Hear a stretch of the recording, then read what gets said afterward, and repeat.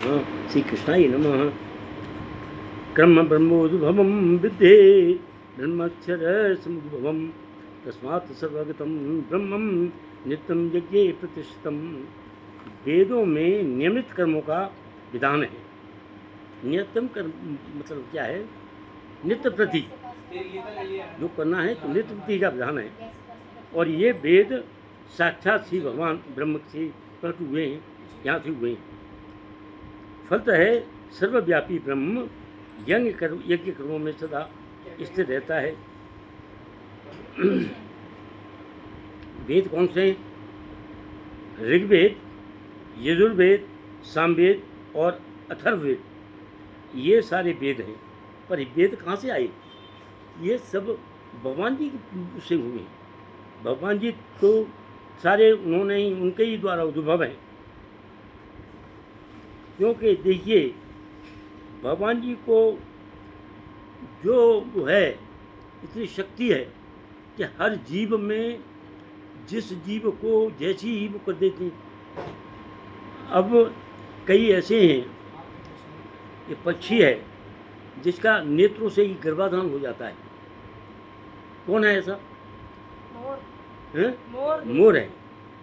और मोर जब नाचता है तो नाचने में मोरनी उसके चारों तरफ चक्कर काटती होती है और उसके आँखों में से आंसू निकलते हैं। आंसू निकलते हैं तो वो आंसू को प्यासी घूमती हैं, आंसू को मुंह फाड़ के ग्रहण कर लेती हैं। तो ये भगवान की देखो माया, किसको क्या है। इसी तरह से एक उदाहरण है ये। तो इसी तरह से हर तरह के वो हैं। कैसे यहाँ प्रजनन हुआ, ये कहाँ से हुआ, क्या हुआ, ये अलग अलग वो हैं। एवं प्रवृत्तम चक्रम नानुपर्या रामो मोघम पात्र जीवित। हे प्रियजन, जो मानव जीवन में इस प्रकार वेदों द्वारा स्थापित यज्ञ चक्र का पालन नहीं करता और वह निश्चय ही पापमय जीवन का प्रतीक करता है, ऐसा व्यक्ति केवल इंद्रियों की तुष्टि के लिए प्रति जीवित रहा है। अब आदमी जो भी जिंदा है, ये रह रहा है यहाँ पर, उनकी सबकी भावनाएं, कोई किसी भावना से जिंदा है और कोई किसी भावना से जिंदा है। इसमें है कठोर परिश्रम करो, इंद्र तृप्ति का आनंद मिलता है। और क्या है? कर्म ज्ञान योग भक्ति योग ने ये किसी भी विधि में प्राप्त किया जा सकता है। तो जितने में कर्म योग से करोगे, भगवान जी को पूछोगे तो कर्म योग से मिलेंगे। ज्ञान योग है उनको, जो उनको ज्ञान के रूप में लेना चाहते हैं तो वो है। तो इनकी है जैसी रही भावना जाती, इनकी भावनाएं होती हैं। भक्ति अपनी भावना भक्ति से द्वारा लेना चाहते हैं। तो भगवान जी कहते हैं तू मुझे किसी भावना से बच, मैं उसी भावना से तेरे साथ हूँ। यस्त्वात्मन आत्मरते ह्यात आत्मतत्त्वस्य मानव आत्मनेव हे संतुष्ट तस्य कार्य न विद्यते। किंतु जो व्यक्ति आत्मा में ही आनंद लेता है, आत्मा के अंदर ही आनंद लेता है, जिसका जीवन आत्म साक्षात युक्त है और जो अपने आप में ही पूर्णतया संतुष्ट है रहता है, उसके लिए करने के लिए कोई कर्तव्य नहीं है। क्यों? आदमी जब बैठा हुआ है, कितने आदमी, कोई तो नाम जपी जा रहा है, भगवान का नाम लिए जा रहा है, कोई कुछ है, एक बैठा हुआ है आत्मी में, आत्मा के अंदर ही भगवान को प्राप्त करना चाहता है। तो वे वहीं पर उसी रूप में धारण हो जाती है। जो जिस रूप में भगवान को बचना चाहता है उसी रूप में ही। आदमी सो रहे हैं, सोते सोते भगवान का कुछ नहीं कर रहे, सोते सोते भगवान को ग्रहण कर रहे, तो भगवान वहीं पर प्रकट होंगे, उसी तरह से आ जाते हैं। नई वजह कृते नार्थो न कृते न कशन न चाश्य सर्वभूतेषु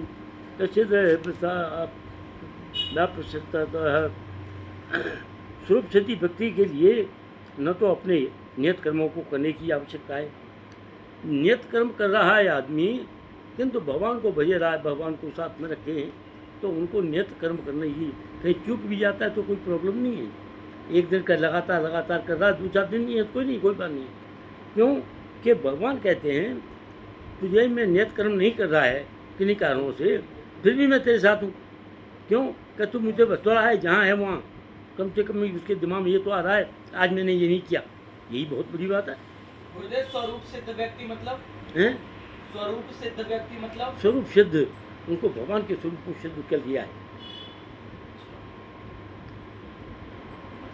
पुरुषार्थ पर भरोसा करने वाला कर्मठ, पर भरोसा करने वाला कर्मठ, मजबूत आत्मबल, स्पष्ट सोच, सदाचरण ग्रंथों का रास्ता अपनाता है।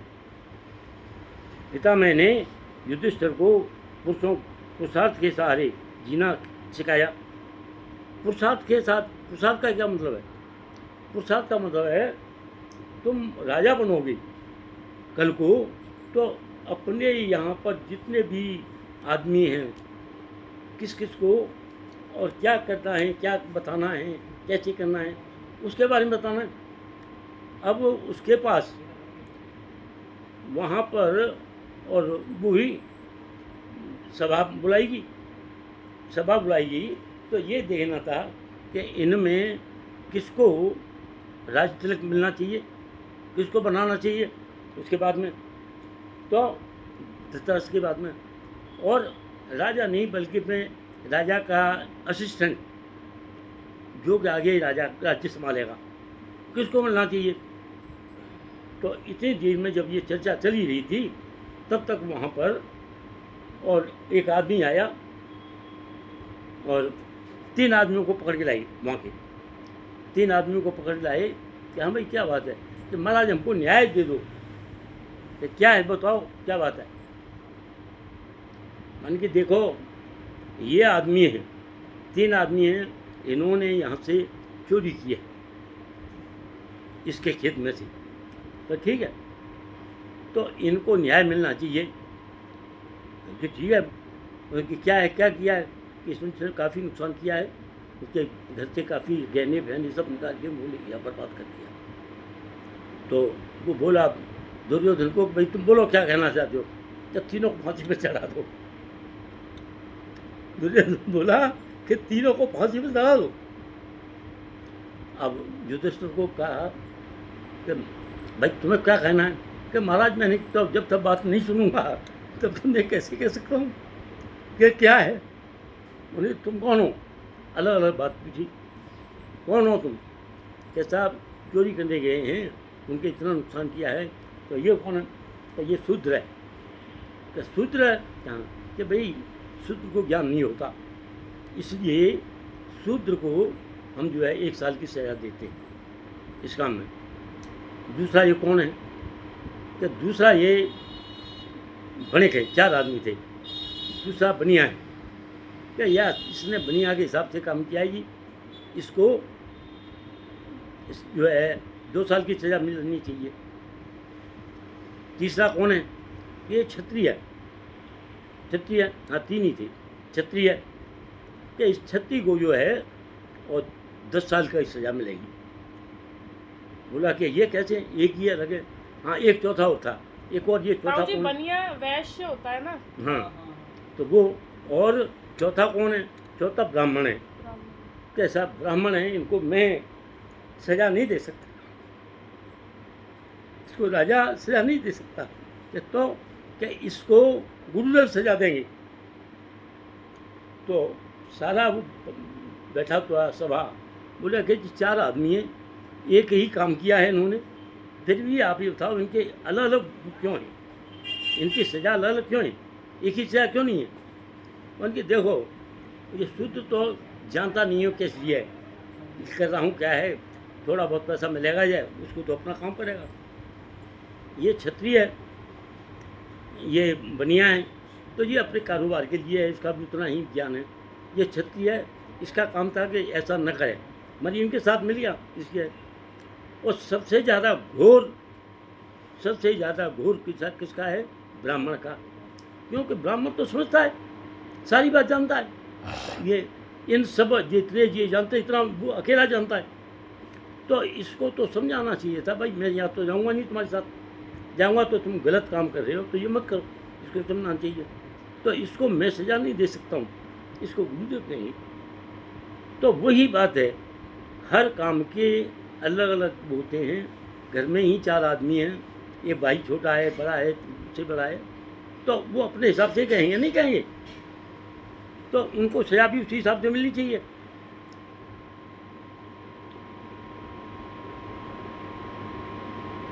तस्मात् सततं कार्यं कर्म समाचर असह्यो असक्तो हि आचरण कर्म परम प्राप्तिम पुरुष।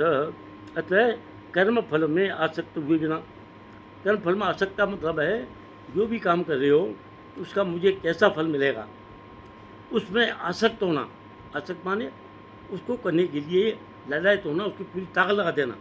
आसक्त होने मन उसको अपना कर्तव्य समझ करके निरंतर कर्म करते रहना चाहिए। निरंतर अपना काम करे जाओ, क्योंकि अनासक्त होकर कर्म करने से परम ब्रह्म की प्राप्ति होती है। परम ब्रह्म की प्राप्ति होती है, किससे होती है? किसको होती है? अनासक्त होकर के। जब आसक्त होता है किसी काम में, आसक्त का मतलब है उसका फल चाहता है। अनासक्त का मतलब है फल नहीं चाहता।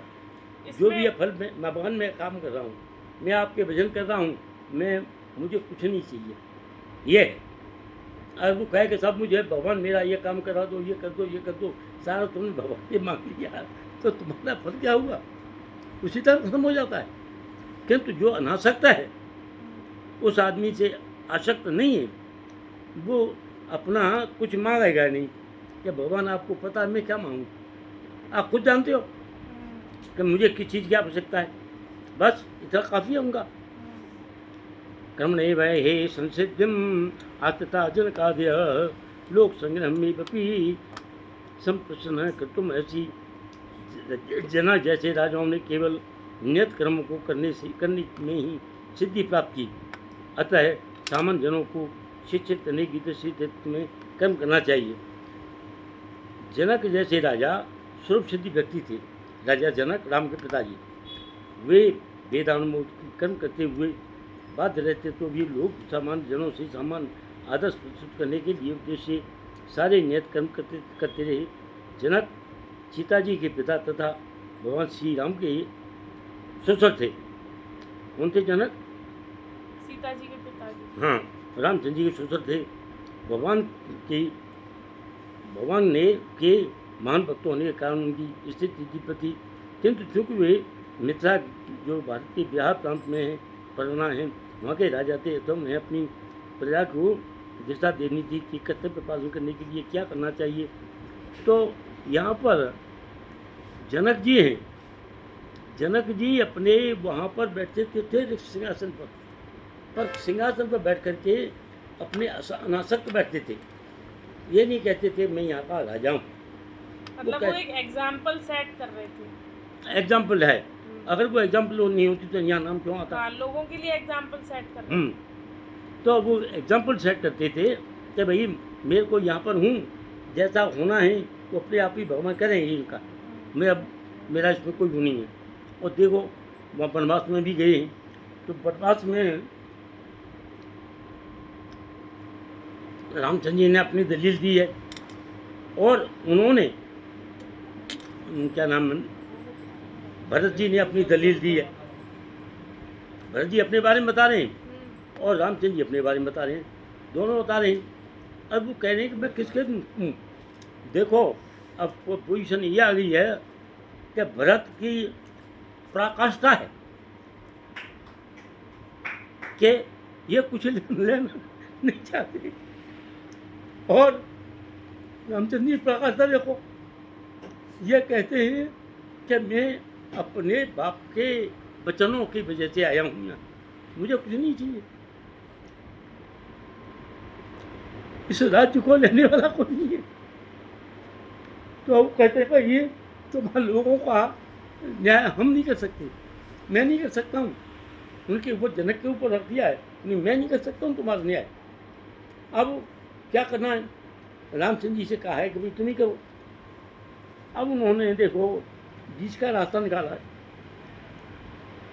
कि रामचंद्र जी का है कि भैया राज्य तो तू ही रहेगा, मैं करूँगा नहीं।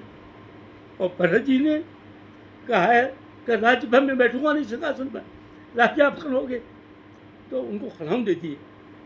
अब देखो खड़ाऊँ लेने के बाद में खड़ाऊँ वहाँ पर स्थापित कर दिए गए, और आज्ञा लेकर के काम से जाते थे वो, राजमहल में नहीं, अलग कुटिया बना ली, वहाँ से राज्य चलाते थे।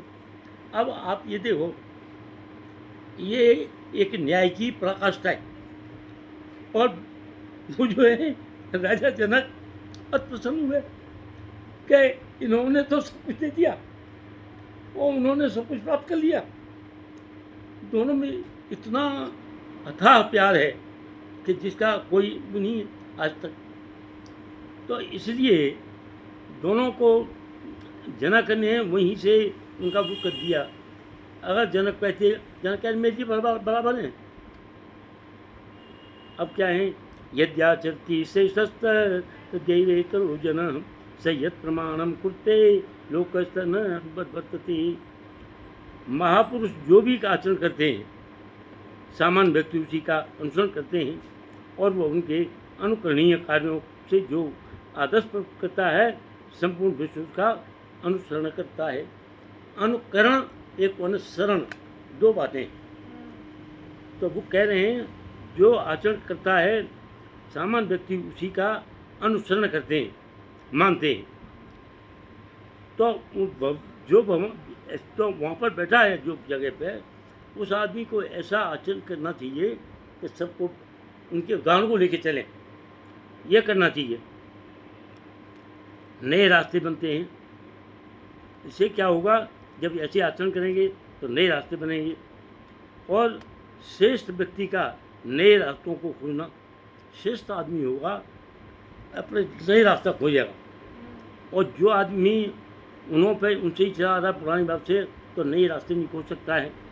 जैसे हेनरी फोर्ड ने क्या किया, उसने कार निकाली जो वर्ल्ड में आज मशहूर है, एक रास्ता दिखाया उसने। लुई ब्रेन ने दृष्टिहीन लोगों के लिए और होल कर छेद कर दिए इनमें, और छेद से पकड़ते थे। जो पढ़ा जाता है वो अंधे आदमी पढ़ सकते हैं, ये कहें उनमें, वो अपने ये जो होल होते हैं किताबों में उनसे पढ़ते हैं, जिसकी आज तक चल रही है। रिचर्ड फॉक्स ने सकारात्मक सोच द्वारा चुनौती का सामना किया, उत्पन्न आत्मविश्वास से चुनौतियों का सामना किया, उठन कार्य का संभव नहीं। तो इसलिए अतः में अंत में सफलता, यश, मान, सम्मान मिलता है। तो जो आदमी पूरी जिंदगी निकालते हैं दूसरों की भलाई के लिए, कितने ऐसे ऐसी आइटम हैं। अब देखो, भारत ने, सारे देश ने, किसी ने एटम बम बना दिया है, और किसी ने अपना दूसरे हाइड्रोजन बम बना लिए हैं, किसी ने मिसाइल्स बनाई हैं, सारे कुछ हैं। पता है भारत ने क्या किया है? You know about it? Bharat ने जब अमेरिका देखा जाता है, उस टाइम यहाँ पर कौन थे राष्ट्रपति? अब्दुल कलाम। उसने क्या किया कि एक पर्टिकुलर जगह पर वो देखा कि यहाँ पर मैं बम का करूँगा, तो वहाँ उसने न्यूक्लियर बम भी बनाया, हाइड्रोजन बम भी बनाया। तो दूसरे किसी देश ने तब तक हाइड्रोजन बम नहीं बनाया था, सिर्फ एटम बम बनाए थे न्यूक्लियर से, तो वो बनाए थे। तो जैसे ही वो अमेरिका का वो करता था, कोई मेरे से आगे न निकले, उसका एक सेटेलाइट घूमता था ऐसे। वो सेटेलाइट जब घूम के आता था भारत के ऊपर, तो वो क्या करते थे, वहाँ जो बना रहे थे आदमी, वहाँ से सब सामान लेकर के तो बात छिपा के भाग जाते थे, क्योंकि उन्हें पता था आने वाला है, वो भाग जाते थे। उसे दिखाई दिया भारत कुछ नहीं कर रहा है, क्योंकि यही बनाया था, उन्हें पता था यहाँ बनाता है, किंतु वो बना सब भाग जाते थे। किंतु हुआ क्या कि जब इन्होंने बना दिया, कंप्लीट हो गया, तो एक दिन ऐसा आया, तो उन्होंने कहा गौतम बुद्ध हंस रहे हैं, एक ये वर्ड था भारत का। तो क्या हुआ, गौतम कैसे घुसे? पहले तो न्यूक्लियर बम चलाई उन्होंने, फिर हाइड्रोजन बम चलाया। न्यूक्लियर बम ने अपना धमाके दिखा दिए, वहाँ राजस्थान का रेत का एरिया था। किंतु उसका क्या, हाइड्रोजन बम ऐसा है कि जब एक फूटता है उससे 4 बनते हैं बम, फिर 4 फूटते हैं, 4 के 8 बनाते हैं, बढ़ते जाते हैं, बढ़ता जाता है। ऐसा बम कहाँ फट रहा है? ऐसे बम सूर्य में फट रहे हैं। सूर्य के अंदर दिन रात बम फटे जा रहे हैं, और उतना ही प्रकाश होते जा रहा है। करोड़ों साल से सूर्य चल रहा है, वो बनाया। सारा भारत नहीं, विश्व चकित रह गया कि देखो भारत तो बहुत आगे निकला है। उस टाइम भारत ने अपना दिखा दिया। अब देखिए आज के टाइम में क्या बनाया है। ये जितने इन्होंने बम बनाए हम उसने लेकर के और 3 जगह कुएं खुदवाई पाकिस्तान ने, उसको बेचा। बम किसने बेचे? अमेरिका ने। और उन कुओं की बुक इनकी बताया गया डेप्थ 10 किलोमीटर नीचे, 10 किलोमीटर नीचे कुएं बनाए पक्के, और उसके अंदर बम रखे, काफ़ी मजबूत कुएं थे। और बोले कि यहाँ से हम निकालेंगे बम और भारत के ऊपर डाल देंगे, किसी देश पर डाल देंगे। और बात बात पर कहते थे कि हमारे पास बम है, बम से तुमको नष्ट कर देंगे। भारत ने पता क्या किया? भारत ने उनको देख लिया कि इसके बम है कहाँ कहाँ, 3 जगह। उसने एट ए टाइम और 3 एटम बम भेजे भारत ने, और तीनों को एक ही टाइम पर तीनों गड्ढों में पहुंचा दिया गया, और तीनों बम फट गए नीचे। भारत ने फट नहीं, अजीब बात है, पता नहीं आपको देखा है नहीं, तीनों को फट गया। अब तीनों फटने के बाद में तो हो गया कंगाल। मिशन सिंदूर, मिशन सिंदूर, मिशन सिंदूर के टाइम पे, उसी के टाइम पे वो हो गया बर्बाद। अब अमेरिका भी बर्बाद हो गया। अमेरिका कहता था इस बात को तो किसी को नहीं पता था, भारत को कैसे पता लग गया? भारत के पास टेक्निक है, भारत के पास आदमी है, भारत के पास दिमाग है, भारत के पास शक्तिशाली आदमी है, अपनी जान को भी लगा देते हैं। भारत के अंदर बहुत ताकत है। तो उसने करा दिए थे। धरती हिली 4.4 की, उससे रिएक्टर स्टेज पर नापा गया, और वहाँ के जो रेडिएशंस निकली हैं, रेस, वो ऐसी बनाई हैं तो वहाँ पर आसपास के आदमियों को कई पीढ़ियों तक अंधे लंगड़े लूले पैदा होंगे। वो रेडिएशन निकल रही है वहाँ से, उसका कोई इलाज नहीं है, वो रहता देखता रह गया। अब उसको भी छोड़ो, वर्ल्ड में भारत का नाम नहीं था, चाइना को दी थी इन्होंने वीटो पावर, भारत ने, जवाहरलाल नेहरू ने, नालायक आदमी था वो। अब वीटो पावर भारत को मिल गया। 189 वो है कंट्री, उनमें से 180 कंट्री भारत की तरफ है। 180, 18-19 जो है वो अपोजिट में है। और चाइना जो इसके खिलाफ हमेशा रहा था, उसको मजबूरन भारत का साथ देना पड़ा। बोला कि भारत के साथ हूँ, क्योंकि यूएनओ का जो वो हेड है ना, उसने कह दिया कि तुम भारत को वीटो पावर नहीं दे रहे हो, तो भारत के अंदर इतनी ताकत है, वो अपना नया यूएनओ बना लेगा, नया बना लेगा, और तुम सब देखते रह जाओगे। उसके पास हो जाएंगे 180 देश, और तुम रह जाओगे 19 देश को। बताओ क्या चाहते हो? भारत को वीटो पावर देनी पड़ी। अब भारत ने पता क्या बनाया? ये जितने जहाज हैं, एरोप्लेन्स हैं, जितने बड़े बड़े मिसाइल्स हैं, बम हैं, ये सब जाएंगे जो करके एक आदमी ले जाएगा, उनको वहाँ डालेगा। भारत नहीं कर रहा है इस काम को। भारत ने यहीं पर एक ऐसा है कि इस लेज़र बीम बनी है, और वो लेज़र बीम से और ले जा कर के जहाँ पर जहाज उड़ के जा रहा है स्पीड से, उससे कम 10 गुनी स्पीड से यहाँ का वो लेज़र की किरणें जाएंगी, और वो हेलीकॉप्टर हो, जहाज हो, या बम ले जा रहा हो, उसको ऊपर ही ख़त्म कर देंगे और नहीं बंद कर दिया जाएगा। पता नहीं। तो जितने हैं, अगर वहाँ से 10 एट ए टाइम भेजी जा रही है, वो 10 के 10 को मार देगा। भारत में ये ताकत है, तो वर्ल्ड में नहीं है इसके किसी के पास ताकत। पंडित जी असली हो तुम यार। अरे भारत बड़ा पावरफुल है, कल को तुम जाओगे, तुम भी इतने पावरफुल हो जाओगे। एक मैं तुम्हें हकीकत बताऊँ, अभी ये इसी युद्ध की बात है। एक लड़का था, उसका बाप जो है ये टूटी फूटी चीज़ों से कुछ बनाया करता था।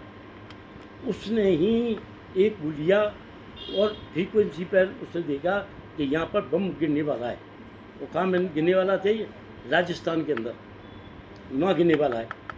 अब वो लड़का जो है, उसने, बाप उसका ख़त्म हो गया, उसने उस पर फ्रीक्वेंसी लगा के सुना कि भाई इस गाँव पर ये गिरेगा। वो भागा गया वहाँ के प्रधान के पास, मास्टर क्या है, बम गिरने वाला है यहाँ पर। अब बोला कि यार तू क्या बकवास कर रहा है, जब मैं सही कह रहा हूँ आपको। तो वो बोला कि फिर क्या करना चाहिए? कई काम करो कि इसको गांव को छोड़ चलो सब आदमी, क्योंकि गांव के ऊपर बिगड़ेगा ये, और ये काम तो ख़त्म हो जाएगा।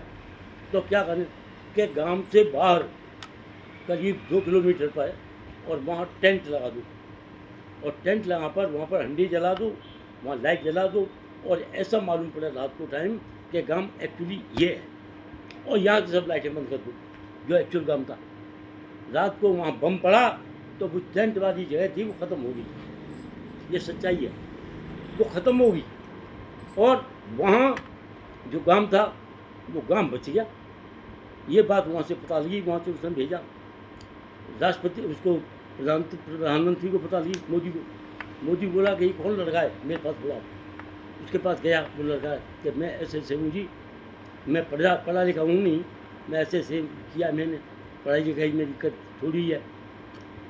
उसने रिकमेंड किया कि इस आदमी को और कहाँ भेजा जाए, इसको भेजा जाए कहाँ है, भाभा एटॉमिक रिसर्च सेंटर, और इसकी पढ़ाई फ्री, कोई पैसा नहीं लिया जाएगा, इसको स्टाइपेंड दिया जाएगा।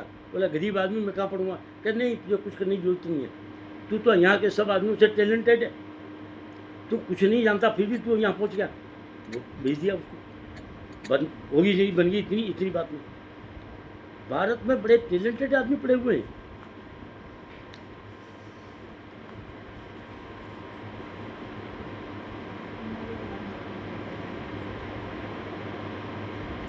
एक नए रास्ते, श्रेष्ठ व्यक्ति नए रास्ते की खोज करता है। तो श्रेष्ठ व्यक्ति क्या आता है, घिसे पिटे जगह पर नहीं है, अपना रास्ता बनाता है, जैसे कि ये बताया ही मैंने। अतः ये सफलता, यश, मान सम्मान उनको मिलता है। अब आगे क्या कहते हैं, यद्याचरति तदेवेतरोजन स यत् प्रमाणम कुरुते लोकस्तन वर्तते। महापुरुष जो आचरण करता है, सामान्य व्यक्ति उसी का अनुसरण करते हैं। अब देखिए, तुम्हें घर से लेना, तुम तो एक वो प्यानी हो कि मैं ये मान के चलो कि मैं भारत का आदमी हूँ, नुमाइंदा। ये मत मानो कि मैं इस घर का हूँ, मेरे घर का ही पैदा हूँ, ये नहीं, तो उसके नुमाइंदा हो। तो जो आप महापुरुष जो आचरण करता है, सामान्य व्यक्ति उसी का अनुसरण करते हैं। तो आदमी उसी को देखते हैं, भाई फला आदमी ने ये काम किया था। वह अपने अनुसरण कार्य में जो आदर्श प्रस्तुत करता है, संपूर्ण विश्व उसका अनुसरण करता है। हर आदमी उसका अनुसरण करते हैं कि इन्होंने ये आचरण किया। इसलिए हमें क्या करना चाहिए, हमें ऐसा आचरण करना चाहिए, ऐसे आचरण करना चाहिए हमें कि सभी जितने आदमी हैं उसका अनुसरण करें। हमें ये नहीं है कि कूप मंडूक बने रहें। What do you mean by कूप मंडूक? कूप मंडूक का क्या मतलब है? नो पंडित जी, कुएं के अंदर मेढक पड़ा हुआ है और मेढक चक्कर लगा रहा है कुएं में, वो समझता है कि यही समुद्र है, इससे तो बढ़िया है ही नहीं, कोई बड़ा नहीं है। और उसी मेढक को लेकर के समुद्र में डाल दो तो लगेगा अरे भाई समुद्र तो ये है, मैं तो कुएं में पड़ा था। ऐसे ही सब कुछ तो आदमी जहाँ पड़ा है घर में वहीं पड़ा रहेगा और ये समझेगा कि दुनिया यही है। अरे दुनिया बड़ी विशाल है, पता नहीं कौन कहाँ पहुँच गया। इसलिए आदमी को अपनी नॉलेज को बढ़ाना चाहिए, वहीं जहाँ पढ़ा है वहीं नहीं। कितने आदमी हैं, एक आदमी का मैं पढ़ रहा था कि वो आदमी वो है पत्रकार है, क्या है, बहुत अच्छा वो है, नाम जान नहीं मुझे। उसने वकालत की, नहीं उसकी चला, उसने जाकर के टीचर में पढ़ा, प्रोफेसर बना, वहाँ नहीं चला। और कई काम किया उसने, 4-5 किए, दुकान खोली, सब जगह रह गया। और वो जा कर के उसने, और एक दिल्ली में सेंटर है कि मास कम्युनिकेशन का है, कोई क्या है, university of mass communication Delhi में, तुम पता करोगे तुम हो तो बड़े खूब मंडू को। तो मास कम्युनिकेशन से उसने डिग्री की और करने के बाद में पत्रकार बना, उसे करके पत्रकार बनते। देखिए वहाँ में अपने यूनिवर्सिटी ऑफ मास कम्युनिकेशन, तो पत्रकार बना। आज एक बड़ा पत्रकार है, वो सारी उनमें करता है। बोला कि यहाँ तो मैं पास नहीं हुआ, यहाँ हो गया। तो आदमी को पता नहीं किस टाइम कहाँ पर बन जाए, कोई नहीं जानता, कौन कहाँ बन जाए कोई नहीं जानता इस बात को। इसलिए आदमी के लिए सारे रास्ते खुले हुए हैं, चारों तरफ कोई रास्ता बंद नहीं है। इसे आदमी देखना, घर में बैठे बैठे कोई नहीं देगा, भाग दौड़ करनी पड़ेगी। अब क्या कह रहे हैं, जो आचरण करते हैं सामान्य व्यक्ति उसी का आचरण करते हैं जनता। देखो यहाँ पर भी था, वो बना था, क्या नाम है, विश्वनाथ प्रताप सिंह। तो उसने क्या था, एक टोपी बनाई खरगोश की, प्रधानमंत्री बना। तब सारे आदमियों की वही टोपी लग रही है, वही टोपी का ये कर रहा है।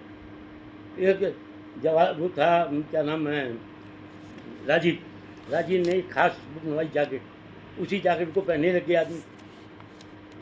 ऐसे ही आदमी देखते हैं जो वहाँ पर यद्याचरति से शस्त्र तो देवी इतरोजनम स यद प्रमाणम कुरते लोकस्तर अनुवर्तते।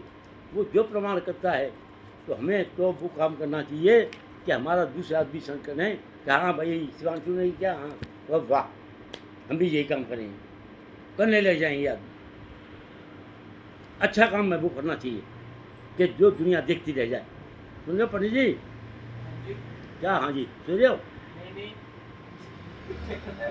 दादाजी बोला, सत संकल्प। नहीं तो मैं तो सुनूँ, मेरा बोलना सब बकवास कर रहा हूँ, तुम तो पागल बकर रहा है पंडित वैसे। नहीं जी सुन रहा हूँ। सत संकल्प महापुरुषों को अपना आत्मबल व मनोबल, महापुरुषों को आत्म, देखो मैं यहाँ बैठा हूँ सीधा हैं, मैं 80 साल का आदमी हूँ, 80-82 का, हाँ जी ताकि सफल एवं विकसित हों। सफलता कब मिलेगी, जब हमारे अंदर आत्मा के अंदर बल हुआ, हमने ये करना है। जिस अपने लिमिटेड सोर्सेज के अंदर आदमी वो है कि विद इन लिमिटेड सोर्सेज आगे बढ़ता है।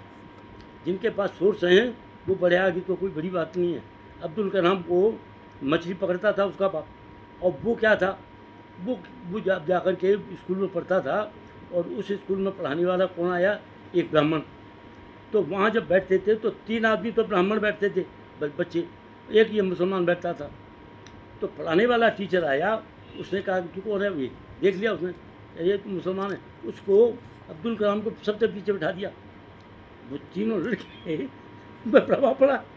स्कूल का जो चेयरमैन था वो ब्राह्मण था। उसने मास्टरों को बुलाया कि पंडित जी हाँ कल से आप नहीं आएंगे, मैंने आपका यहाँ से जो अपॉइंटमेंट है वो ख़त्म कर दिया, ये पकड़ो जाओ। कि क्यों, क्या तुमने ये बताओ कि मेरे बच्चों में भेदभाव कर दिया, बच्चे ये कौन, ये ब्राह्मण है, ये वो है, सबको भेदभाव कर दिया, इसलिए क्यों पीछे क्यों बैठाया, इनमें पहले तो भेद था नहीं। और वही अब्दुल कलाम श्रीमद् भगवद गीता पढ़ता था, वो क्या मुसलमान था, श्रीमद् भगवद गीता पढ़ता था, और वो ये भी पढ़ता था, उर्दू के अपनी नमाज भी पढ़ता था, सारे काम करता था।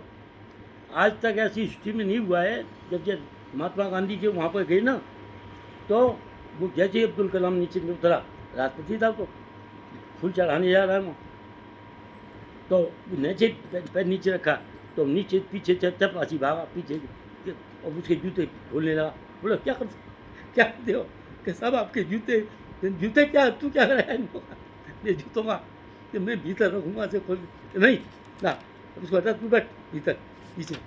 और उसने अपने आप जूते रख दिए। दोबारा जब गया ना तो जूते पहन के ही नहीं गया, और चप्पल पहन के गया, चप्पल अंदर उतारती उसके अंदर, और नंगे पैर गया वहीं से। ये देखो आदमी को कहाँ से चाहिए कि मैं बड़ा हूँ तो ठीक है, इसका मतलब ये नहीं है मैं बोला मुझे तेरी जरूरत ही नहीं है, तू मेरे साथ आ जा, देख यू एंजॉय योर लाइफ कर दिया। तो यही है कि जो आदमी आचरण करता है दूसरे आदमी उसकी अनुसरण करते हैं। सद संकल्प महापुरुषों की अपना आत्म और मनोबल उच्च रखना चाहिए। जो महान पुरुष है अपने आत्मा के बल को बुद्ध कहे, मैं ऐसा क्यों नहीं कर सकता हूँ, दुनिया आगे बढ़ रही है, मैं क्यों नहीं कर सकता हूँ, दिन भर पढ़ो, रात भर पढ़ो, दिन रात एक कर दो, समझा नहीं, इतना पढ़ो, क्या है उस पथ तब तक बात चलते रहो जब इसके रास्ता ही नहीं निकलो। अब जब तक रास्ता मिलता है तब तक बढ़ते रहो आगे, ऐसे ही बैठ जाओगे तो कैसे बनोगे। बहुत सारे रास्ते ढूंढे मैंने, एक जगह में मैं पहुंच गया, वहाँ पर मैं गया, ये पंडिताई का रास्ता कैसा रहेगा मेरे लिए, ये दुनिया पंडित है इन सब से मैं ज़्यादा जानता हूँ। मंदिर पे पढ़ता था मैं, मंदिर से गया वहाँ पर, ये यहाँ पर एक कॉलेज है उसका लाल बहादुर शास्त्री संस्कृत विद्यालय, वहाँ पहुँच गया मैं क्या मैं किया, ये पंडिताई मेरे को, मैं पंडिताई पढ़ लेता हूँ, मेरे को क्या है, ये तो फ्री का काम है, और कोई यहाँ कुछ नौकरी लग नहीं रही है, जब पंडित जानते नहीं है, इनसे ज़्यादा बढ़िया मैं पढ़ूँगा। वहाँ पढ़ी पढ़ा, फिर मैंने किया यार इसमें नहीं, मेरे को जाना चाहिए टेक्निकल लाइन में। अपनी खोपड़ी लगा रहा हूँ, मेरे को किसी ने बताया ही नहीं, वो पंडिताई का पक्का धंधा छोड़ दिया। हालांकि पंडित जी से बढ़िया मैं पंडिताई करता था, क्योंकि मैंने वो भी देखा था। तो आदमी ये नहीं है कि एक जगह से वो, क्योंकि मेरे पास विकल्प नहीं था ना, मैं भूखा मर रहा था। तुम तो खाना मिल रहा है, आराम से रह रही हो, तुम्हें क्या मतलब है विकल्प ढूंढने की, तुम्हें क्या जरूरत है, आराम से बैठे हो, खाना मिल रहा है, मिले, it's all right, enjoying your life. मैं आपसे थोड़ी उम्र का था, तो अपना लाइफ मैंने अपनी देखी, कैसे कैसे हुआ, क्या करना है क्या नहीं करना। एक दिन आया, मैंने गिला, ये जो बेचते हैं ना आइसक्रीम वाले, मैंने कि इसका आइसक्रीम वाला ये ले लेता हूँ, रेडी ये मैं बेच दिया हूँ। मैं भाई रोटी नहीं है, मखाने में मिल रही, यही यहाँ से मिलेगा मुझे। पर मैंने देखा ये टेक्निकल में, तो फिर मैं टेक्निकल लाइन में उतरा और टेक्निकल लाइन में घुस करके आगे निकला। मनोबल उच्च रखना चाहिए ताकि सफल एवं विकसित हों। जब आदमी का आत्मबल बड़ा होगा, सफल हो, तभी सफलता मिलेगी, घर बैठे को नहीं मिलेगी। स्वयं को दीनहीन समझना भी अभिमान की तरह पाप है। अपने आप को आदमी ये समझे मैं बहुत दीन हूँ, मैं कमज़ोर हूँ, मेरे को ये साइड मिली ही नहीं है, मैं कैसे आगे बढ़ सकता हूँ, इससे ज़्यादा पाप कुछ नहीं है। ये बात क्यों है? पाप है, क्यों मैं बहुत कुछ कर सकता हूँ, मैं भी ऐसा ही हूँ जैसे और मतलब- आदमी है। आगे मतलब बढ़ेंगे। भगवान ने हमें एलिजिबल बनाया है, लेकिन हम उसे एक्सेप्ट नहीं कर रहे ये हैं। हमें भगवान ने, अब देखो ये पता, इसको पता है, हमें भगवान ने इतना कैपेबल बनाया है, वी कैन डू एवरीथिंग, पर मैं कर ही नहीं रहा हूँ। मेरे को रोटी मिल रही, आराम से बैठा हूँ, बस पता चल रहा है, इसी में बैठ गई मैं, कोई नहीं है, लाइफ निकल रही है। ऐसे होता है। जब मैं पढ़ता था छोटा, 8वीं में 7वीं में, माचिस तो होती नहीं थी उन दिनों।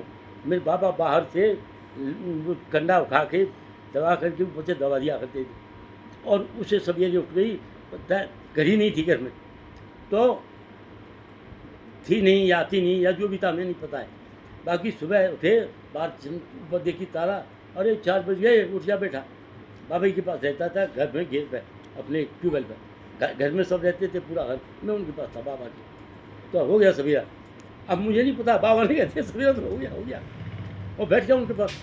तो वहीं अपने सो जाते थे या बैठे रहते थे, और मैं दीपक, ये नहीं लाइट नहीं, दिए में छेद करके उसी में और डाल करके उसमें पड़ता रहता था रात में। सवेरे उठा हुआ उठे, चला गया, नहाया धो के चला गया। पास में ये नहीं था साइंस साइड, ये थी 5 किलोमीटर पर, और मैं जाता था 14-15 किलोमीटर, साइकिल से जाना और साइकिल से आना। तो आदमी जब सोच लेता है मैंने आने जाना है, तो वो आदमी होता है।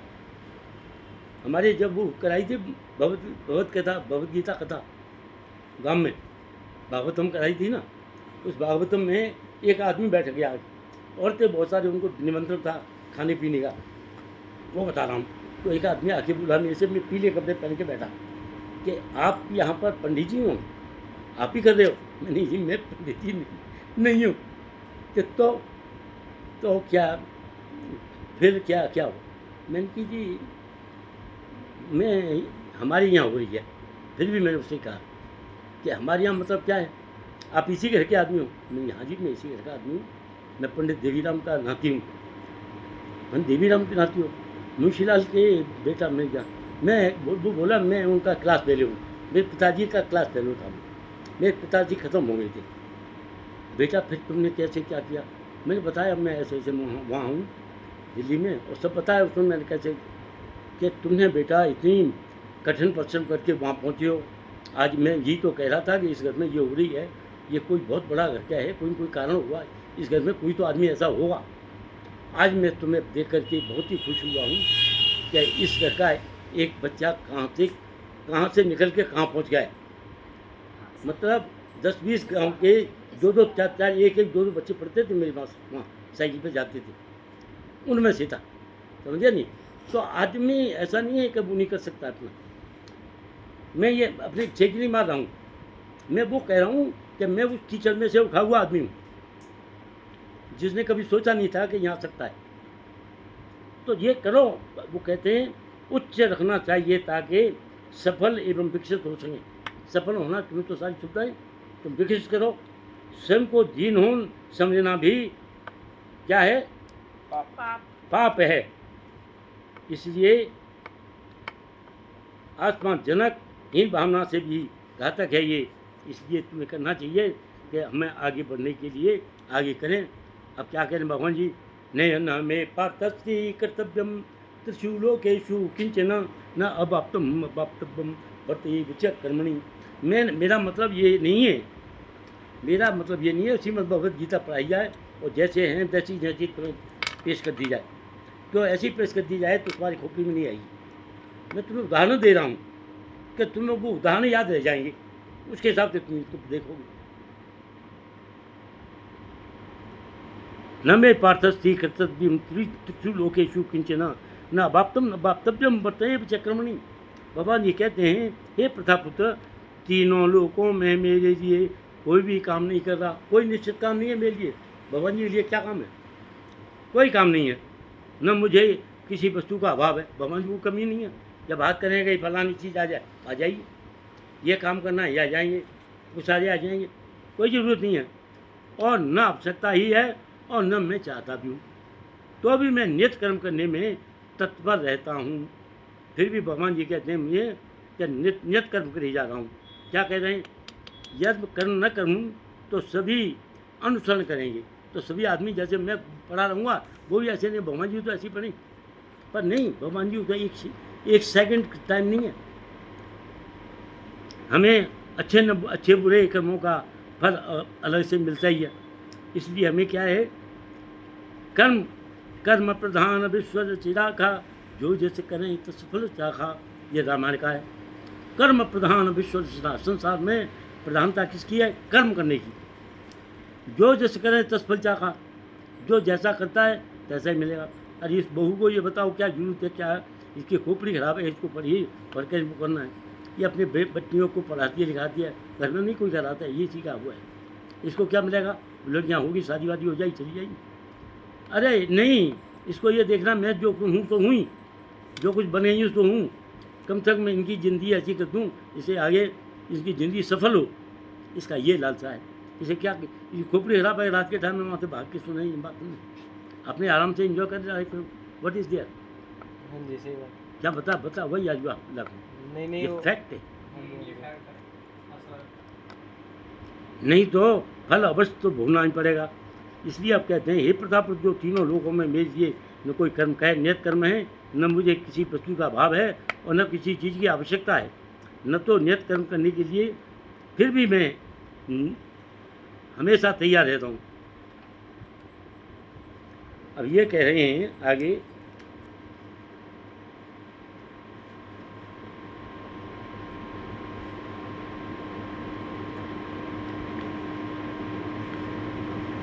जीवन का उद्देश्य, जीवन का अच्छा उद्देश्य पूछा श्री कृष्ण से अर्जुन ने। सुकरात ने शिष्य ने अर्जुन से, सिकंदर से ने पूछा, अमेरिका आर्कमिडीज से समाज ने पूछा, अर्थ है दीन दुनिया से। तो ये क्या है, इनका निचोड़ क्या है? दुखियों के आंसू पहुँचकर खुशहाली लाना। हमारा एम है दीन दुखियों को हम आंसू पहुँच के, कोई आदमी दीनहीन है उसको रास्ता दिखाना और आगे बढ़ाना। कितने आदमियों को मैंने काम सिखाया यहाँ पर, यू कांट इमेजिन। मैं अभी ढूंढने जाऊँ निकलूँ या दिल्ली में ही मेरे शिष्य कितने फैक्ट्रियाँ खोल के बैठे हुए, जिनको काम मैंने सिखाया है वो फैक्ट्रियाँ खोल के बैठे हुए। पर मैं दूसरी लाइन में चला गया, सेंट्रल गवर्नमेंट में आ गया, एक फ्री का मिल गया, हाथ पैर टूट गई, तो मैं कि भी इससे ज़्यादा बढ़िया कोई काम नहीं है। नहीं तो मैं ये नहीं, यहाँ के जो ऊपर देखे तुमने हेलमेट वेलमेट, ये नौकरी करने के साथ में हेलमेट भी बनाया करता था मैं। मेरी फैक्ट्री थी, बेचने जाया था, करोल बाग में गया मैं, 5-6 हेलमेट बनाई और बना करके एक आदमी रखता था साथ में, हेलमेट बनाए थैली में बड़े में रखे। और करोल बाग में है बहुत बड़ा सेंटर, वहाँ पहुँच गया लेके, दुकान पे आदमी बैठे 4-5-6। मैं गया, क्या है? मैं गया हेलमेट दिखाओ, बैठ कर दिया, मैंने हाथ में लिया और ऐसे करके मारी थी, ऐसी जोर से मारा नहीं, ऐसी जोर से मुझसे पकड़ा, क्या कर रहे हो, अब पागल हो गया। मुझे हल्ला पड़ा वो दुकानदार, मैं क्या हो गया, मैं चुप हो गया, क्या हो गया, क्या नहीं ये मैं हेलमेट तोड़े दे रहे हो। मैंने कि भाई साहब ये हेलमेट पता है क्यों बनाया गया है, कि क्यों बनाया है? मैंने कि जब आदमी एक्सीडेंट हो गिरा है और गिरने के बाद में हेलमेट से खोपड़ी टकराव है, खोपड़ी वहाँ टकराव है, अगर ये टूट जाएगा तो आदमी को मर जाएगा। हेलमेट तो ऐसा होना चाहिए हेलमेट जो टूटा नहीं। वो आदमी बोले हाँ जी बात तो सही है, सारे कहते हैं हाँ बात सही है, ऐसा होना चाहिए मैं कि हेलमेट टूटे नहीं। तो इतना ज़्यादा कॉस्टली नहीं था उन्होंने। और मैंने कहा आपका कितने का है ये हेलमेट? कह जी ये मेरा हेलमेट है 200 रुपये का।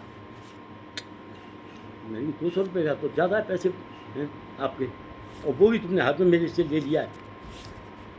मैंने अपना हेलमेट निकाला थैली में से और मारा धरती पर और उछल के और ऊपर आ गया, पकड़ लिया धरती पर रखे। मैं देखो भाई इस पर कोई स्क्रैच है कहीं? कि नहीं। कितने का दोगे? मैंने कि भाई मैं दूंगा 160 रुपये का, 40 रुपये कम, 160 रुपये का दूंगा मैं, 6 हैं मेरे पास। बोले कि साहब ये काम करो, ये 150 रुपये में मैं दूँगा। मैं क्यों, मैं तो बढ़िया वाली क्वालिटी है मेरी, तू इसको तोड़वा ले, तू ऐसे खड़ा जा, तेरे से जा। आखिरकार बोला कि नहीं साहब ऐसा करो मेरे से तो कांटेक्ट कर लो, आप रोजाना ले जाया करो, कितने बना दोगे? मैं जितने पीछे ही बनाऊँगा, मेरी परफेक्टली। मैंने वो आखिर क्या दिया नहीं, मैं ठीक है भाई तुझे लेने तो दे देता हूँ 160 रुपये पर ईच। बोला नहीं, मैं ये मैं उस पर रख के मैंने चल गया। मैंने कि 150 रुपये तो मेरी लागत है, 10 रुपये बचा रहा हूँ। तो बाहर आ गया, वो वहाँ के जितने आदमी थे 6, 7, 8 वो सारे के सारे होके आए वहाँ थे। मैं वहाँ से निकल गई दुकान पर से, उसकी दुकान पर देना तो अच्छा नहीं था, वहाँ से निकल गए और पीछे गली में पहुँच गया। और गली में जा कर के और वो आदमी भाई साहब ने क्या हो गया, क्या ये हमें दे दो? मैं कितने का है? बोले कि 160 दे देते। मैंने कि 170 दूँगा मैं, देख लो लेने तो ले लो। 7 हो गए, 7 170 रुपये में बेचती, 6 के बेचती और ले जेब में रख चलाए। एक रात में उस टाइम जबकि इतनी वो थी, एक रात में 200-250 रुपये लेके आता था रात को। आदमी काम कराता था, काम नौकरी भी कर रहा था, रात को काम भी कराता था मैं, और उनसे लेकर के काम करवा के बड़ा मेहनत की है मैंने। शाम के टाइम में जा कर के जब पढ़ाई कर रहा था, पढ़ने भी जाता था, और शाम जब पढ़ाई पूरी हो गई तो मैं शाम को वहाँ निकली कि भाई इंस्पेक्शन इंजीनियर की ज़रूरत है। मैं इंस्पेक्शन इंजीनियर के लिए जाता था, मेरी छुट्टी हो जाती थी, वहाँ से उतनी सैलरी नहीं थी, काम नहीं मिलता था, तो मैं उनको देखता था वहाँ फैक्ट्री में, इंस्पेक्शन करता था जो चीज़ बनाई है। सैटरडे संडे जाता था, वहाँ से देख के आता था। बहुत मेहनती किया पर बेटा मैं, ऐसे ही नहीं हूँ मैं, उनके यहाँ बहुत से पड़े होंगे ऊपर, ऐसी चीज़ है। हवाई जहाज़ का वो मिला मुझे एक ऑर्डर, हवाई जहाज़ के अंदर वो एयर वो होता है प्योरीफायर, वो ऐसी लगाई गई, वो सारे में घूमे आया। आखिर में मेरे को बताया किसी ने, वहीं के फोरमैन ने, क्या आदमी हैं, तो वो मैंने डेवलप किए और मैंने वो बेचे। ये सड़क पर जाती है ना, लाइट जो देती है बीच में लगा देते हैं ऐसे divider. Central road research institute से उसका ऑर्डर लिया सेंट्रल गवर्नमेंट का, वो बना के ले गया जी। ये पूर्वों से बड़ा भाई था, वो ख़त्म हो गया, सारी फैक्ट्री बंद हो गई। मैंने यार मैं किसके लिए रखना हुआ, बाहर में जाना, छोड़िए, दिमाग ख़राब हो गया। कोई करने वाला और नहीं था, और कौन करता, मेरा दिमाग हो गया। दुनिया भर के काम कर रखे मैंने, तुम ये बंद तो मैं साधारण आदमी नहीं हूँ।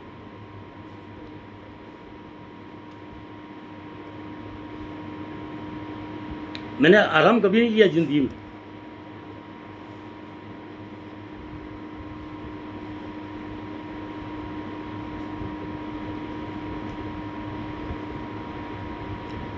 श्री कृष्ण अर्जुन ने, हाँ ये है, दीन दुखियों के आंसू पहुँचकर खुशहाली लाना, हमें हिंसा, तृष्णा, लोभ, असत्य से भटका देते हैं।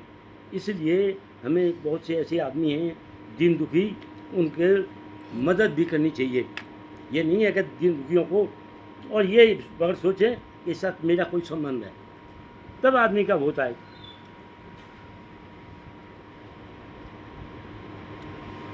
अब आगे है, यदि हम न वर्तेयम क्या कर्मणि अतीन्द्रितः मम वर्तान वर्तन्ते मनसा पार्थ सर्वशः।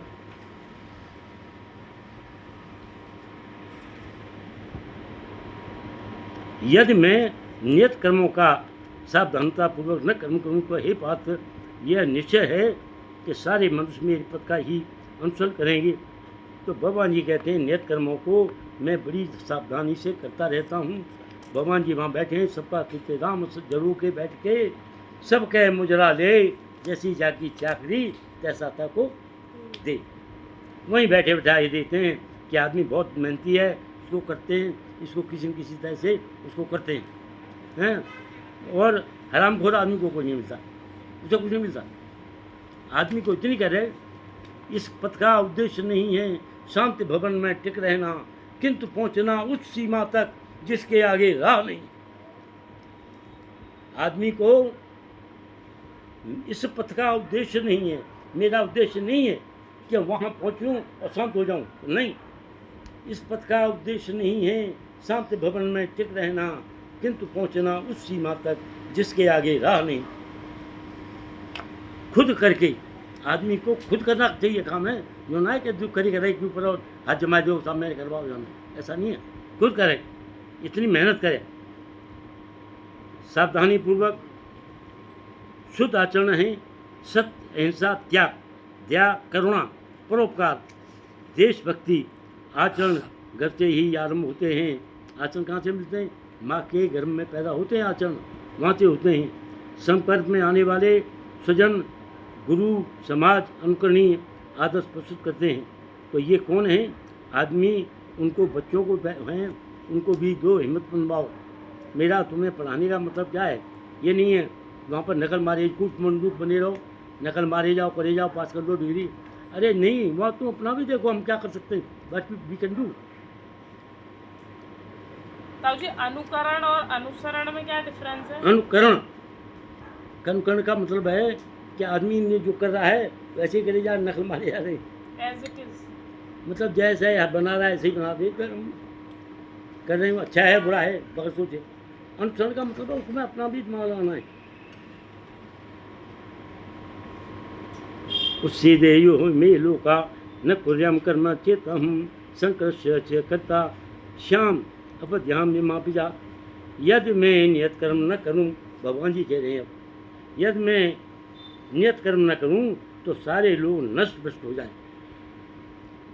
तब मैं अवांछित समुदाय, अवांछित समुदाय कौन होता है? वर्णशंकर। वर्णशंकर कौन होते हैं? वर्णशंकर होते हैं जिनकी वो ख़त्म हो गया आदमी, और आदमी के बनने के बाद में कोई दूसरा जगह बैठ गई वो औरत, जैसे भी उनके जो संतान हुई उसको वर्णशंकर कहा जाएगा। तो वर्णशंकर की उत्पत्ति होगी। तो भगवान जी कह रहे हैं, यही बात तो उसने अर्जुन ने कहा है कि ये बताओ कि मैं इतने आदमियों को मार दूंगा तो इतनी औरतें जो हैं उनके आदमी ख़त्म हो जाएंगे और यहाँ पर संतान होंगी। वो पहले ही उसमें कहा है, पहले ही अध्याय में कहा उन्होंने। तो वो वर्णशंकर हो जाएंगे, सारी अराजकता फैलेगी। तो आप ये बताओ कि मुझे इस धंधे में क्यों भेज रहे हो कि मैं इतने घरों को बर्बाद कर दूँ? नियत करना करूँ तो ये सारे लोग नष्ट हो जाएं, तब मैं वांछित समुदाय को उत्पन्न करने का कारण हो जाऊँगा।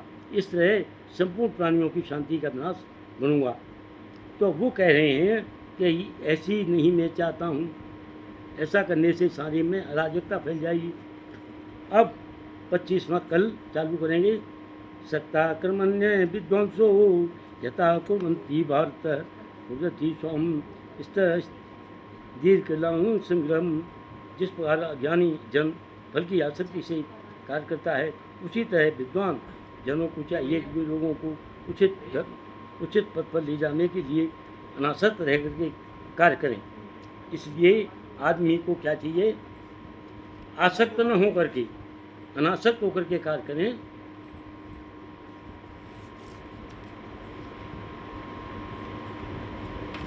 ये 26 से कराएंगे कल। न बुद्धि भेदम जनने ज्ञानम कर्म संज्ञानम योगिन कर्माणि विद्वा युक्त समाचरण।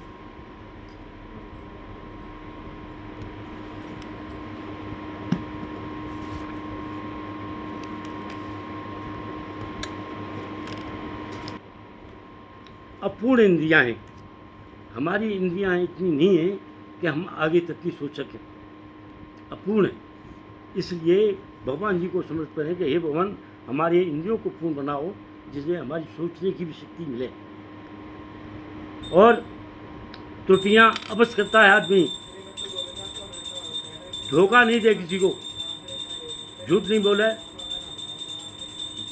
मोहग्रस्त में हो, माया के पीछे दौड़ता है आदमी, माया के पीछे नहीं दौड़े। वो ये समझे कि मैंने अपना दृढ़ संकल्प के साथ भगवान को कैसे बजूं। नियतम कुरु कर्म तुम कर्म जायो ही अकर्मण शरीर यात्रा पीछ ते न प्रसिद्ध कर्म। नियतम कर्म को आराम से करे जाओ, और शरीर यात्रा भी क्यों, बगैर कर्म किए तो शरीर भी का निर्वाह नहीं होता, रोटी भी नहीं मिलती, कुछ कर ही नहीं सकता। ईश्वर परमा कृष्ण सच्चिदानंद विग्रह अनादिराधि गोविंद सर्व कारण कारणम। भगवान जी जो भी काम करना करते हैं, संतोष से सभी इच्छाएं कामनाएं वासना शांति होती है और सुख ज्ञान का प्राप्ति होती है। संतोषी सदा सुखी, संतोष करे आदमी, और संतोष जो करता है वो काम सही करे होगा। और बगैर संतोष किए वो कहे कि एक ही रात में मैं करोड़पति हो जाऊं, वो संतोष है, और करके अपना दिमाग खराब करेगा, दूसरों का भी सबका खराब करेगा, और कुछ हो नहीं पाएगा।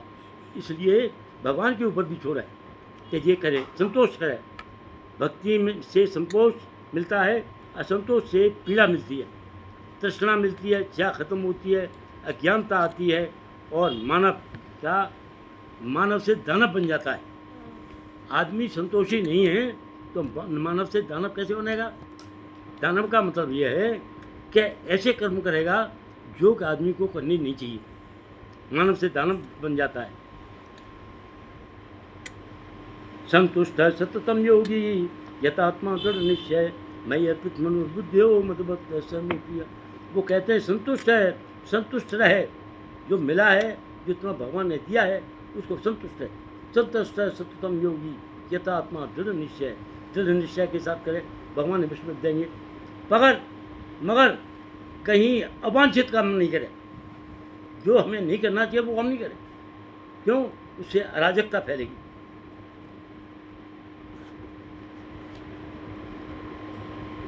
जीवन में प्रभु नाम अन्य कामों का संतुलन, एक तो भगवान का नाम ले, दूसरे कामों का संतुलन बना के रहे आवश्यक है। जैसे सही स्वर के लिए वाद्य यंत्र और तारों का कम कसना।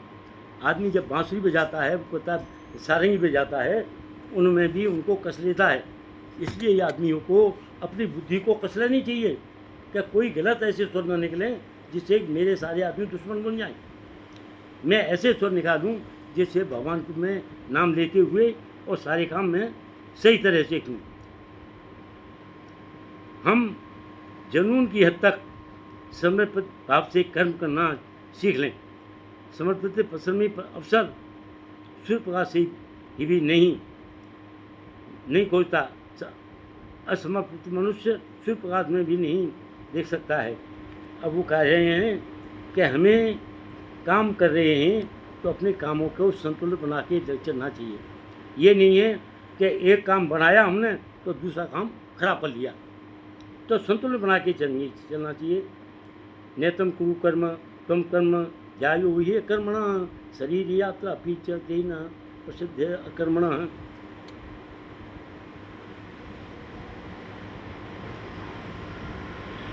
तू तो भज ले रे हरि नाम। क्या कहते, मेरे बाबा कहते हैं मेरे बाबा पढ़े लिखे नहीं थे। मेरे बाबा शादी हुई थी तो मेरे ख्याल में पहली दूसरी भी नहीं जानते थे।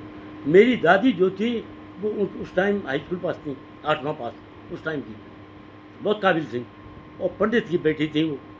नहीं, तो वो उनको पढ़ाया करती थी बाबा को। तो वो कहते थे तू तो भजले रे हरि नाम, तो को मिले हरि का धाम, जग में हो जाए तेरा नाम रे, यशु करे जाए रो। तू तो कहता मेरा मेरा, वैसे कोई नहीं है तेरा, और एक दिन होए मरगट में तेरा, अरे चोला जरे जाएगो। ये बाबा का वो है, इसे गाते थे और मैं उनको सुनता था और सुन कर के मेरी आंख में आंसू आ जाते थे। मैंने कहा कितने साल पुरानी बात है बाबा की, और मैं उस टाइम रहा हूँ बाबा की, इसको सुनता था तो ज़्यादा 10 साल का हूँगा, पर मैं हमेशा बुजुर्गों के साथ रहा हूँ, मैं अपने बराबर के साथ में नहीं रहा हूँ कभी भी। गृहस्थ जीवन का उदाहरण भगवान ने 16 पत्नियाँ, भगवान जी के 108 बताया जाता है।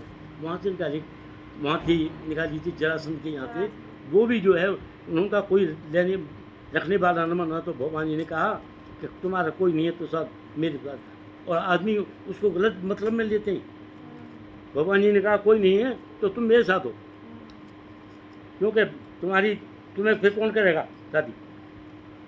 है वही सूरमा इस जग में जो अपनी राह बनाता है, कोई चलता है पद चिन्हों पर, कोई पद चिन्ह बनाता है। क्या मतलब है नहीं पता, अब सुनो। है वही सूरमा इस जग में जो अपनी राह बनाता है, कोई चलता है पद चिन्हों पर, कोई पद चिन्ह बनाता है। वही आदमी सूरमा है, वीर है, जो अपना रास्ता बनाता है दुनिया से हट करके। कोई तो चलता है पद चिन्हों पर, जो माँ बाप कर रहे हैं उनके पद चिन्हों पर ऐसे करना ऐसे ही हम करें। कोई पद चिन्ह बनाता है, कोई अपने पैर स्वयं बनाता है। मैं अपने माँ बापों के पद चिन्हों पर नहीं चल रहा हूँ, अपने दादा दादी के चिन्हों पर नहीं चल रहा हूँ, मैंने अपना पद चिन्ह खुद बनाए। ऐसे ही अपने पद चिन्ह बनाओ। महापुरुष सामान्य जन को विभिन्न क्षेत्रों में प्रेरणा देता है। सामान्य पुरुष जो है दूसरों को प्रेरणा देता है, ऐसा करके वो आदमी कहें कि भाई हमें भी ऐसे ही करेंगे, देता है। घृणा, वैमनस्य, क्रोध, किसी से घृणा मत करो, वैमनस्य दुश्मनी मत रखो, क्रोध मत करो, उपेक्षा मत करो, ईर्षा अहंकार मत करो, अहिंसा मारो पीट मत करो, असहिष्णुता का आदेश, त्याग, तपस्या, क्षमा, सहनशीलता का मूर्ति होते हैं, तो सहन शक्ति भी रहनी चाहिए। अब इसलिए न मे पार्थस्ते कर्तव्यम तुषु लोकेषु किंचन न अभाप्तम अभाप्तव्यम बतेव च कर्मणि। हे अर्जुन, मेरे पास करने के कोई काम नहीं है, फिर भी मैं काम करने में लगा रहता हूँ। क्यों? काम नहीं करूँगा तो संसार भूखा मर जाएगा। कि उसमें भी यही है, वही दूसरे बारे में से सुना रहा हूँ। अनुसरण अनुकरण, सुनो, इसी के लिए मैं निकाला था ये। अनुसरण उपदेश का पालन, जो उपदेश दिया जा रहा है उसका पालन करना है, कहेंगे अनुसरण। संभव है करना चाहिए। अनुकरण, उसके समान कार्य असंभव है, नहीं करना चाहिए। अनुकरण है, उनके समान कार्य असंभव है। अब भगवान के सामने, भगवान के कृष्ण जी ने जो काम किए हैं उनका हम अनुकरण करेंगे, यह असंभव है। क्योंकि हम एज इट इज करना है, अनुकरण मतलब एज इट इज, ये हम कर नहीं सकते। कृष्ण जी जैसा कर सकते हैं हम, ये असंभव है और नहीं करना चाहिए। कृष्ण जी का अनुसरण करें और अनुकरण किसका करें? रामचंद्र जी का।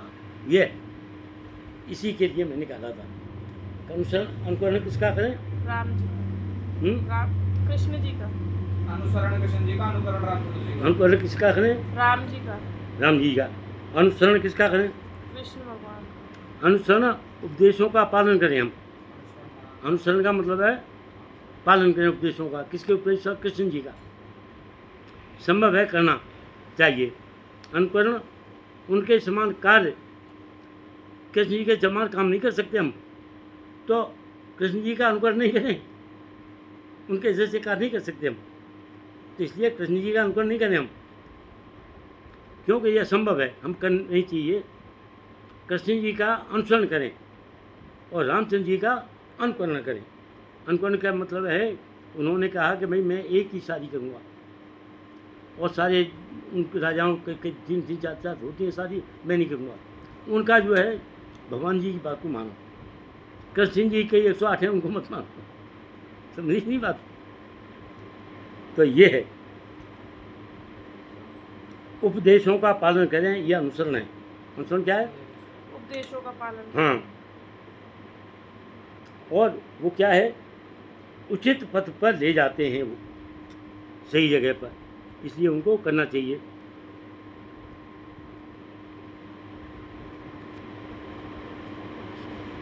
तीन गुण हैं, सतोगुण, रजोगुण और तमोगुण।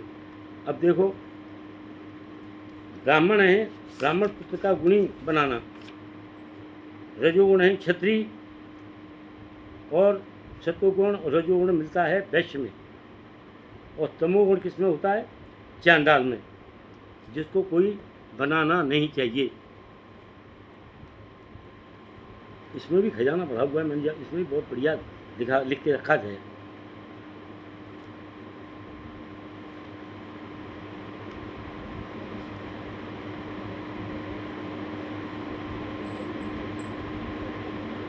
भीष्म ने दुर्योधन से कहा, आज 5 बाणों से पांडवों को हत्या। भगवान को पता चल गया, अर्जुन के पास सो रहा था, कहा भीष्म ने प्रतिज्ञा की है। अर्जुन का हमारी चिंता आपको, हमें विश्वास